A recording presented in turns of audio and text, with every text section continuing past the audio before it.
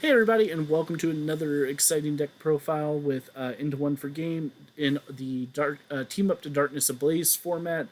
This is the last of our first round of deck drafts that we're going to be showcasing, and it's one that has a lot of controversy surrounding it right now, and that is Dragapult VMAX. A lot of people say, Eternatus exists, go ahead and binder up your Dragapults and walk away from it. And, there is some validity in the criticism, but I like Dragapult, so I figure why not give it one last ride, see what we can do, see if we can fix up some of the problems with it. So let's take a look. First off, we have 4 copies of Dragapult V, 3 copies of Dragapult VMAX. Nothing terribly exciting here. It just kind of goes down to the 4-3 instead of a 4-4. We have 3 copies of Jirachi. We have 2 copies of Galarian Zigzagoon. And like I said, so far everything just pretty standard. Then we have 1 copy of the new Mimikyu. This guy says that your opponent's bench Pokemon cannot be healed. So if Mallow and Lana starts making a big splash, or Hyper Potions start to make a big splash in the Salamence decks, this card could be helpful in making sure your damage doesn't get erased so much. Because the way Mallow and Lana is worded, they switch to the bench, then they get to heal. So since they did go to the bench, they are not going to get to heal because of this guy's ability called Heal Stop. We have 1 Dedenne, 1 Crobat. I think they're just, kind of those generic utilitarian Pokemon that do what they need to do, draw you some extra cards. You can use 1 of each in the same turn, so you've got that going for you. Definitely great there. So like I said, the Pokemon, nothing too extreme. The only things new being, the Mimikyu and the Crobat, and we knew Crobat was going to be popping its head in most decks. So then we're running 4 copies of Professor's Research. We've got 3 copies of Marnie, 2 copies of Boss's Orders, and then we have 1 copy of Rose. This card allows you to attach 2 basic energy from your discard pile to one of your VMAX Pokemon, and then you have to discard your hand. It's a steep cost, but that has always been kind of the hard part about playing Dragapult if you weren't playing the Malamar version, is once the first one went down, if you were not already investing in your second Dragapult, you were probably in a bad place. So Rose is going to be a way to say, oh, you took down my first Dragapult real quick. Boom, I've got another one coming back. You also have 1 copy of Team Yellgrunt. This allows you put an energy card attached to one of your opponent's Pokemon back into their hand. This is kind of one of your things that you're going to use to help you against Eternatus. Is you're both two attachment attackers. If you are able to keep your attachments and they cannot, it gives you some more turns to, get some damage off. So that's, our supporter line. We've got, 2 new inclusions compared to old versions of the deck. The Yellgrunt was something that, I went back to that first Japanese list that did well in the 9-man tournament and said, maybe it's worth trying now. We've got 4 copies of Crushing Hammer. Crushing Hammer just seems so good in so many decks right now, especially because it's out for Eternatus. Being able to discard some energy from what they've got helps you, set up your numbers for Max Phantom and Zigzagoon pings. So the longer you stick around, the better. We've got 4 copies of Scoop Up Nets for our Jirachis and our Zigzagoons. We have 4 copies of Quick Ball to be able to find our Dragapults, everybody else that we need to join the party. We have 3 copies of Great Ball, looking to help us find our VMAXs as well as just other Pokemon in general. We have 3 copies of Switch. We have the 2 copies of Energy Spinner, just in case you're not drawing into your energies. Having a way to find them off of Jirachi definitely isn't bad. Then we have a new Stadium Rose Tower. Once during either player's turn, that player may draw until they have 3 cards in their hand. This should remind you of Oranguru with Instruct. He's back as a Stadium card. As if you're sitting there when we were talking about Rose a minute ago and going, that's a big downside to discard your hand. Rose Tower can at least help you see 3 extra cards trying to recover into something besides Rose that you needed to play. Stamp, I think I've given my opinion on Stamp in every video, which is knock out a VMAX and disrupt before they get another VMAX going, and you're probably in a good spot. So, let's talk about the energy counts. We've got 5 copies of Psychic Energy.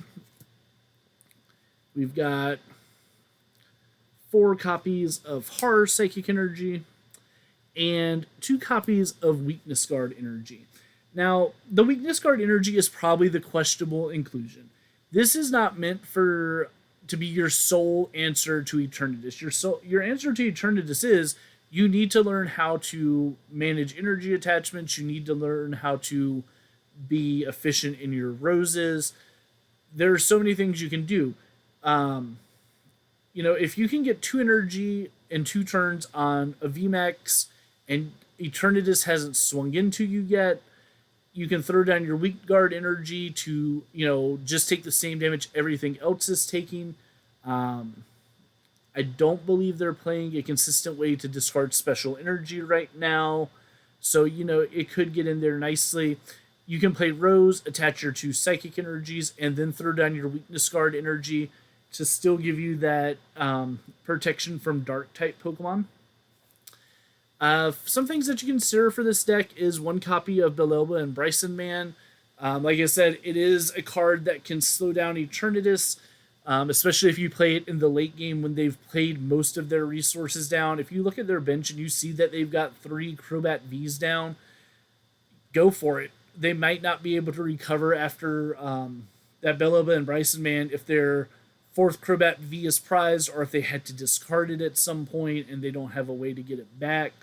You might find that taking the Weakness Guard out for Belelba, Bryson Man, and a second Flare Grunt might be or Yell Grunt, not Flare Grunt, might be the better way to go. Like I said, it's a deck that it's got a lot of struggles if you're going to play it, but I also feel like if you keep your eye on the rest of the metagame and you give Eternatus its time to be the new fad deck for a bit, let people settle into playing it, let it settle into the meta, let people have a chance to come up with counters for it.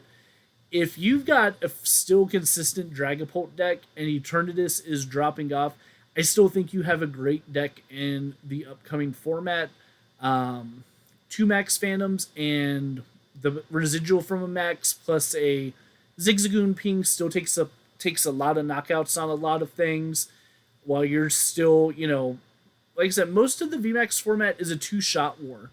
I do think you have a pretty solid matchup against everything else. Arceus, Palkia, Cinescorch, Charizard, Salamence, especially with, being able to like bread and butter some of those cards that are just support in those decks. Can you set up 130 on a Crobat, 30 damage on Dedenne, gust the Dedenne, and get the Crobat and the Dedenne at the same time, and then try to prey on 2 non-V, non-GX Pokemon to finish up your prize count? It's completely possible. But, the thing that I've always loved about Dragapult is it's a numbers deck, and you have to think about where your numbers are going, what's the long-term play for it. So I like it. I think you can also look at, a second copy of Rose to be try to up your ability to get the Dragapult strung together a little bit better. Like I said, that was always my problem going into it. Another inclusion I've thought about, if Malo and Lana is not seeing a ton of play, is going back to the Unbroken Bonds Giratina. Especially with the Eternatus deck, some versions playing Hide Energy, some playing Capture Energy, some playing a little bit of a hybrid of both. That's just another way that you can slow down their energy attachments. The reason I focus so much on Eternatus in this particular video is people say Dragapult is dead because of Eternatus, And I'm saying if you are a Dragapult fan and you want to continue playing Dragapult, here are some possible answers to your questions. For the sake of providing interesting content, our initial games do not feature Dragapult versus Eternatus because we wanted to hopefully record games that could last a little longer, not just be very one sided. And even though I feel confident with the deck choices that I made to put this together, I still feel like Eternatus is going to be a hard matchup. Um, but you have your answers for it. And that's kind of where it's easy to say, okay, well, even though it's not going to be easy, you're not out. Like, it's like if you go to a challenge and you sit down and you're playing Dragapult and your opponent flips Eternatus, you don't have to just walk away from the table and say, you got it, man. I'm just go catch an early lunch and come back to it later on. So hopefully this kind of gives you a little bit of faith in being able to play Dragapult. Let me know in the comments down below if you agree, disagree, you think there's a better way to handle Eternatus. I offer the opinion about weak guard being able to be replaced with some other things, maybe even going down to only one weak guard. Energy could be good. But, we always like to hear from you guys. And hopefully, next week you're able to start buying your build and battle kits from your local game stores and you get something good from Darkness Ablaze. If you get something good and you want to come on one of our videos and brag about it, we're happy to give you a place to say, hey, we pulled something awesome. Well, if you enjoyed it, hit that bell to subscribe and have a good day.